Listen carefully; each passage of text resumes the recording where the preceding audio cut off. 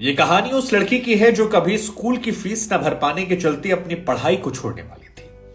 दो दो बार स्कूल में ऐसे मौके आए जहां पर फीस की वजह से उसे निकाला जाने वाला था, लेकिन लगी रही, जमी रही, डटी रही और असर ये हुआ कि आज वो देश की उन चुनिंदा मुस्लिम महिलाओं में से है जो पायलट हैं और जिनके पास कॉमर्शियल फ्लाइट उड़ाने का लाइसेंस है। सैयद सलवा फातिमा हैदराबाद की रहने वाली है। यह कहानी उन लोगों के लिए है जो मानते हैं कि मुश्किलों के सामने वो कुछ कर नहीं पाए, जो कहते हैं कि मंजिलें उनको मिलती हैं जिनके सपनों में जान होती है, पंखों से कुछ नहीं होता, हौसलों से उड़ान होती है। ऐसी बातें सिर्फ सुनने और कहने के लिए अच्छी होती हैं, प्रैक्टिकल लाइफ में नहीं होती हैं। उन्हें इस लड़की को जानना चाहिए, समझना चाहिए और इससे प्रेरणा लेनी चाहिए। हैदराबाद में रहने वाली ये लड़की, जिसके पिता बेकरी में काम करते हैं, पैसा नहीं था और बड़ी तंगहाली में जिंदगी चल रही थी। वो कहती है कि जीवन में सपना था कभी फ्लाइट में बैठेंगे। पहली मर्तबा जब फ्लाइट में गए तो फ्लाइट में पैसेंजर बनकर नहीं गए क्योंकि पैसे नहीं थे, कॉकपिट में बैठे पायलट बनकर। और यह एहसास हुआ कि अगर इच्छा शक्ति दृढ़ हो तो सपने पूरे होते हैं, मुसीबतें छोटी हो जाती हैं। फातिमा हैदराबाद के मोकलपुरा में रहती हैं और इस इलाके के बारे में कहा जाता है कि यहां अभी भी लोगों को बुनियादी चीजों के लिए परेशानियों का सामना करना पड़ता है।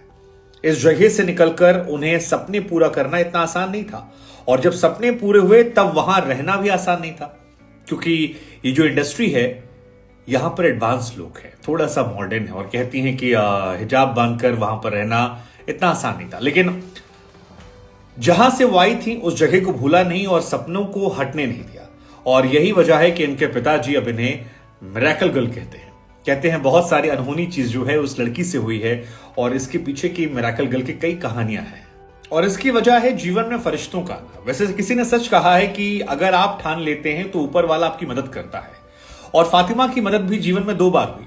पहली बार जिस स्कूल में वो 10th क्लास में पढ़ रही थी, वहां पर पापा के पास पैसे नहीं थे फीस जमा करने के, 4 बच्चे उनके थे और बेकरी से बहुत थोड़े से पैसे मिलते थे, तो फीस जमा करने की उनकी हालत नहीं थी, स्कूल से निकाले जाने वाली थी। लेकिन तभी उनके स्कूल की प्रिंसिपल के पास जब यह मामला पहुंचा तो फातिमा को देखकर न जाने उन्हें क्या हुआ, और इस लड़की की क्लास 10th की फीस उन्होंने माफ करवा दी।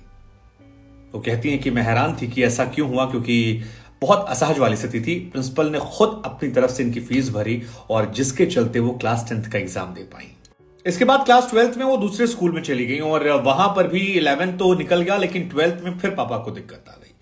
सेंट एन्स स्कूल वो कहती हैं कि वहां मैं पढ़ रही थी और बहुत असहज हुई जब एक दिन फीस ना भर पाने वाले बच्चों की कतार अलग से लगवाई गई।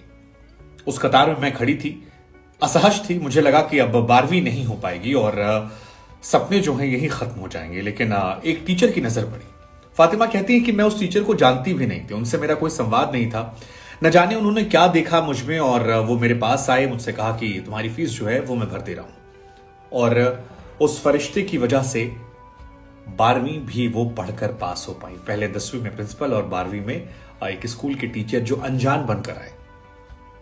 दुनिया में अभी भी अच्छे लोग कमी नहीं है, बस फरिश्तों ने साथ दिया। इसके बाद बाकी मेहनत इन्होंने खुद कर ली। कहती हैं कि 10 साल बाद हैदराबाद तेलंगाना में ही मुझे पहली बार प्लेन उड़ाने का मौका मिला। राहें आसान हो गई। शुरुआत में लगा था कि शादी के बाद क्या हो जाएगा, लेकिन ऊपर वाले का यह भी आशीर्वाद रहा कि शादी अच्छी जगह हो गई। सास ससुर परेशान नहीं करते, जिस एविएशन कंपनी में काम करती हैं वहां भी लोगों ने परेशान नहीं किया, और हिजाब या बाकी चीजों का इश्यूज जो है वो उन्हें नहीं झेलना पड़ा। फिलहाल ये 2 बच्चों की मां है और बहुत खुश हैं। कहती हैं कि मुस्लिम परिवारों में कई बार परेशानियों का सामना करना पड़ता है, लेकिन एक बेटी होने के नाते उन्हें उनके परिवार वालों ने एहसास नहीं करवाया, और इसलिए वो ऊपर वाले का, अपने परिवार वालों का शुक्रिया अदा करती हैं। ये कहानी हमने आपको इसलिए सुनाई क्योंकि फातिमा के सपने पूरे हो गए। उनकी किस्मत अच्छी थी कि फरिश्ते आ गए, उनके परिवार वालों ने साथ दिया।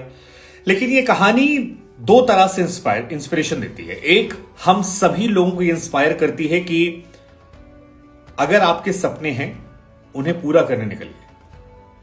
मंजिलें मिल ही जाती हैं भटकते भटकते, गुमराह वो हैं जो घर से नहीं निकलते। अगर आपने तय कर लिया कि आपको करना है, यकीन मानिए आपकी वाइफ से जो कायनात है, ऊपर वाला है, भगवान है, वो आपके इर्द गिर्द वैसे लोगों को भेज देगा जो आपकी मदद कर देंगे, लेकिन वो पहले आपको श्योर होना है कि आप कर सकते हैं। और जिसने ये ठान लिया वो करके दिखा देता है। फातिमा के साथ यही हुआ, सारे सपने उनके पूरे हो गए, फरिश्ते उनकी जिंदगी में आ गए। और दूसरा, वो तमाम लोग जो लड़कियों को कई बार दरकिनार कर देते हैं, उनके पैदा होने पर खुशी नहीं मनाते हैं या सोचते हैं कि बाहर जाएगी तो क्या करेगी। बेटियों को आगे बढ़ाइए, वो आपका मान बढ़ाएंगी। विमेन आईपीएल से लेकर अमेरिका में उपराष्ट्रपति बनने से लेकर इटली की प्रधानमंत्री से लेकर हमारे देश में भी हजारों ऐसे एग्जाम्पल्स हैं। बेटियां बोझ नहीं हैं। और कई बार तो इस समाज में देखा जाता है कि बेटे जो होते हैं कई बार साथ छोड़ देते हैं, लेकिन बेटियां दूर जाने के बाद भी साथ ताउम्र निभाती हैं। उम्मीद है इस कहानी ने आपको इंस्पायर किया होगा और हमारी तरफ से फातिमा को एक बार सलाम, उनके हौसले के लिए, जज्बे के लिए।